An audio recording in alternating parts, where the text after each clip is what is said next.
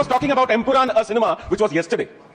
Does he dare to have a re-release of 51 cuts? TP Chandrasekharan. Left, right, left. Left, right, left. Let's do it. അതെ. ഒരു സംസ്ഥാനം ഭരിക്കുന്ന മുഖ്യമന്ത്രിയുടെയും അവിടുത്തെ MLA-മാരുടെയും അവിടുത്തെ MP-മാരുടെയും ജോലിയാണല്ലോ ഈ സിനിമകൾ റീ-റിലീസ് ചെയ്യുക എന്നത്. അല്ലാതെ ആ സിനിമയുടെ സംവിധായകനോ പ്രൊഡക്ഷൻ ഹൗസോ അതിന്റെ നടന്മാരോ ഒന്നും അല്ലല്ലോ തീരുമാനിക്കുന്നത്. ഇവിടെ റീ-റിലീസ് ചെയ്ത സ്ഫടികം, മണിച്ചിത്രത്താഴ്, ഒരു വടക്കൻ വീരഗാഥയൊക്കെ ഇവിടുത്തെ മുഖ്യമന്ത്രി മുൻകൈ എടുത്ത് പുറത്തിറക്കിയ സിനിമകളാണല്ലോ. പിന്നെ വേറൊരു കാര്യമുണ്ട് കേട്ടോ, ഇദ്ദേഹം വരുന്ന പാർട്ടിയിൽ പ്രധാനമന്ത്രിയും ആഭ്യന്തരമന്ത്രിയും MP-മാരെല്ലാം ഈ ചില പ്രൊപ്പഗാൻഡകൾ സിനിമകളൊക്കെ വോട്ട് കിട്ടാൻ വേണ്ടി എല്ലായിടത്തും ചെന്ന് പ്രൊമോട്ട് ചെയ്യാറുണ്ട്. അത് കണ്ട് തെറ്റിദ്ധരിച്ച് ചിലവൻ പറയുന്നതായിരിക്കും എല്ലായിടത്തും അങ്ങനെ അല്ല കേട്ടോ രാജാവേ. പിന്നെ ഇദ്ദേഹം ധൈര്യമുണ്ടെങ്കിൽ റിലീസ് ചെയ്യണമെന്ന് വിളിച്ചു പറയുന്ന ലെഫ്റ്റ് റൈറ്റ് ലെഫ്റ്റ് എന്ന സിനിമ ഇവിടെ ഒന്നും ബാൻ ഒന്നും ചെയ്തിട്ടില്ല. ആ സിനിമ 50 ദിവസത്തോളം ഇവിടെ ഓടിയതാണ്. 50 ദിവസം ഓടിയതിന് അതിൻ്റെ സംവിധായകനും എഴുത്തുകാരനും എല്ലാം നന്ദി അറിയിച്ചുള്ള ഫേസ്ബുക്ക് പോസ്റ്റുകൾ ഇപ്പോഴും ലഭ്യമാണ്.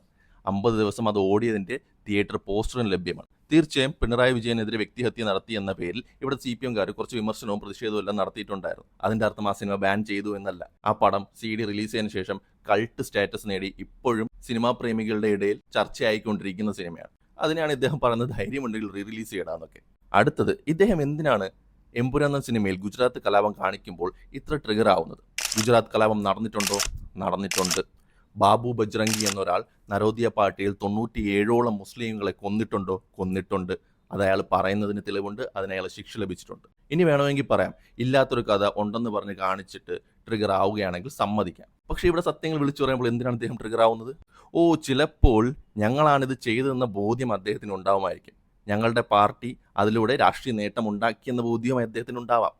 ഇപ്പോൾ പക്ഷേ അദ്ദേഹത്തിൻ്റെ രാഷ്ട്രീയ പാർട്ടി അങ്ങനൊരു സംഭവം നടന്നിട്ടില്ല എന്ന് പാഠപുസ്തകത്തിൽ നിന്നേ ഒഴിവാക്കി ആരും അറിയാതിരിക്കാൻ ശ്രമിച്ചുകൊണ്ടിരിക്കുമ്പോഴാണ് എമ്പുരാൻ പോലൊരു മെയിൻ സ്ട്രീം സിനിമയിൽ അത് പച്ചയ്ക്ക് കാണിക്കുന്നത്. തീർച്ചയായും അദ്ദേഹം ട്രിഗർ ആവും. ഇതിനൊക്കെ രാജാവ് ട്രിഗർ ആയില്ലെങ്കിൽ പിന്നെ എന്തിനാണ് ഈ രാജാവ് ട്രിഗർ ആവേണ്ടത്?